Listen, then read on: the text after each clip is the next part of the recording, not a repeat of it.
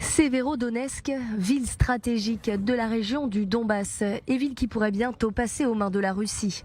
Selon les autorités locales, les forces ukrainiennes ne tiendraient qu'un cinquième de cette commune, soit plus de 20% de Sévérodonetsk.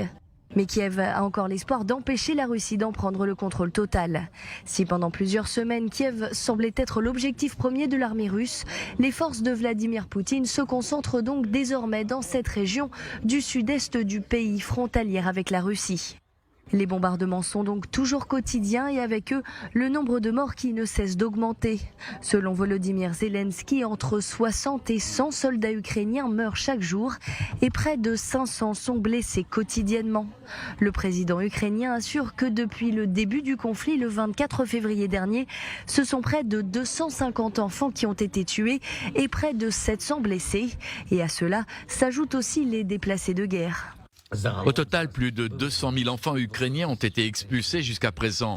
Cela comprend des orphelins et des enfants séparés de leur famille. L'État russe disperse ces personnes sur son territoire, installe nos citoyens en particulier dans des régions éloignées. Le but de cette politique criminelle n'est pas seulement de voler des gens, mais de faire oublier l'Ukraine aux déportés et de ne pas pouvoir y retourner.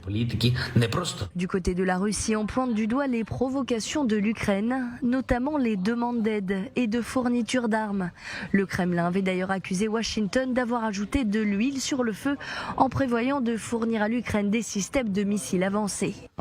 Ces demandes de fourniture d'armes de l'Ukraine est une provocation directe visant à entraîner l'Occident dans les hostilités. Conséquence aussi de cette guerre, un manque crucial de nourriture. Les Nations Unies craignent une crise alimentaire. Depuis la Suède, le secrétaire général de l'ONU appelle à des actions décisives.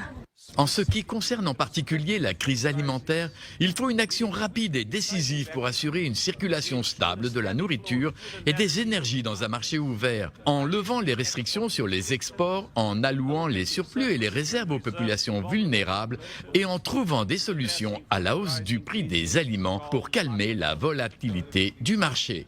Mais le conflit n'est pas près de se terminer. Selon Washington, cette guerre pourrait durer de nombreux mois. Un responsable sécuritaire occidental assure en effet que ce conflit devrait durer jusqu'à la fin de cette année et même probablement au-delà.